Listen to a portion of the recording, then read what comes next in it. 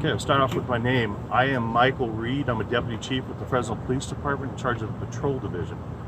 Right before 8 o'clock tonight, we started receiving 911 calls about shootings that occurred on East Lamona, specifically the 5300 block of East Lamona. As officers arrived, we began to get several calls about shooting victims also in the area. Officers came in and they saw 3 people that were down immediately. They were all Asian males between 25 and 30, and CPR was started immediately.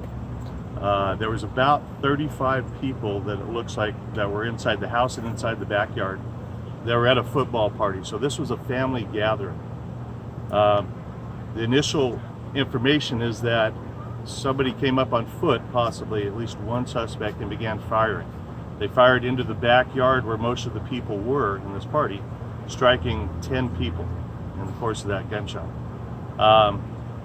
Preliminarily, 3 people died on scene, all Asian males between the ages 25 and 30. One was critical, was transported to CRMC, where he succumbed to his injuries. We have 5 additional people at CRMC with non-life-threatening gunshot wounds, and one Asian male that came up later on during the investigation and said that he had a grazed wound. He was taken to St. Agnes Medical Center where he's receiving treatment right now. First off, our heart goes out to the families that were the victims of the thing. This is senseless violence. We're going to do everything we can to find out who the perpetrators are and bring them to justice. But right now, what we want is our thoughts and prayers going out for the families and the survivors of the senseless shooting right now. So that's the preliminary information I have. I'll open it up for questions. Any indication that the shooter knew the victims? We have no indication of that at all. It's preliminary right now, so we're just getting statements from the 25 to 30 people remaining on scene. And suspect or suspects? You know how many? We have no idea right now. So 4 people total died. Yes. Do we know if there's gang relation at all? We have no indication of that whatsoever, but that's something that we're going to look at during the course of the investigation. Any idea what type of gun might have been used? We have no indication of that right now. We've locked down the crime scene. Obviously, this is a fluid situation. We have multiple investigators here right now, so we're going to be collecting the evidence.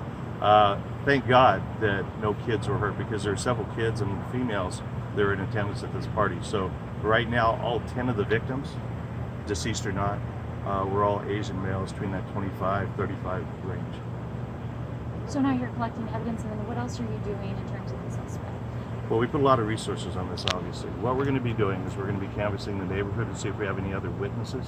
We're going to be taking statements from people that are inside the house at this moment. We're going to be taking statements from people that are at the hospital. We're going to exhaust every investigative lead we can to find out who did this, why they did this, and bring those folks to justice. Do we know where the shooter was in relation to these people when he got to them? The initial information from some of the witnesses was that it started out on Lamona and walked to the backyard through a side access area. So it looked like it came from the front to the back. Did he enter the home or did he fire from outside? Preliminarily, we don't have any gunshots that we found inside, thank God, because that could have been a tragedy all by itself. But that's going to be part of the investigation as we do a comprehensive investigation of the whole house. The 3 people down, were they outside the house or inside the house? They were outside the house. All the victims were outside the house in the backyard. Sir, how many total shots were fired? We don't know that. That's under investigation. And would you say that this is a mass shooting? When there's multiple victims of homicide, yes. Is this a gang related? Any information? We're going to investigate whether there's any gang connection, but preliminarily, we don't have any indication of that at all. Does any of the victims know the shooters? Well, we haven't identified the shooter, so we don't know that, but we'll be gathering that in the witness statements. But as of right now, we don't have any information that anybody knew anything. Suspect left in the car, somebody was with him or by himself? Or? We're looking at that. Hopefully we'll find some surveillance cameras from private homes in this area that we can get an indication of that. But we don't know whether it was on foot or in a vehicle. Do we know it was the rifle was used, assault rifle or a gun or anything? We don't have any indication that it was a rifle or an assault rifle. Any other neighbors or property was damaged while they shot it? We're going to canvass very seriously to find out if there were. There's always a likelihood that one of the bullets got outside of that back area, so we'll be looking for that. But right now, it looks like it's contained in the back area. Were you guys able to get any surveillance footage from the neighborhood? We're looking for that right now as we speak. Initially, we were told that the calls started coming in before 6. Was 8 the actual time? Yeah, it was 1756, I believe, when the time. Gotcha. Thank you. When you have a situation like this with multiple victims, I mean, how do you guys work in treating it? Certain ones get taken to the hospital before others. How does that work? We work hand in hand with EMS and fire, and we go through what's called a mass casualty protocol, where we go and we start assessing the severity of the injuries. So obviously the first people were probably having CPR done by officers at that time. Those folks, if they could be transported, were. As soon as EMS and fire came and the scene was secure, they made an assessment, and then we transported based on the priority that they dictated. So the most severely injured went to the hospital first. And you said there's 4 dead, so how many total victims, including wounded? 10. 10. Okay, Yes. so 6 just wounded, taken to the hospital. Yes. Okay. Are there any other agencies that may be called in, or is Fresno PD leading this investigation? We have the resources to be able to do this. We have the expertise to do this, so we're on it right now. Of course, if we needed any assistance, we would call for that, but typically Fresno PD has the resources to be able to do something like this. And you said that all the victims were Asian males. Is it accurate to say that they're all Hmong? We don't know exactly the ethnicity of them all. One of the deceased hasn't been identified affirmatively yet, so we're working on that. But Southeast Asian or Asian males, I think is safe to say. Prior to the shooting, was there any kind of disturbance at the same residence or not?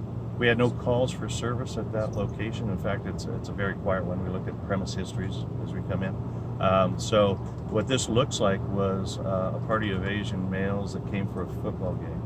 And most of them had jerseys on, and it looks like something terrible happened. Again, I want to repeat that our hearts go out, Fresno PD, to the families, also to the survivors that have to deal with this thing. We will use every resource at our hands to be able to solve this thing as soon as possible. But I want to make sure that our thoughts and prayers stay with the victims and the families of this incident.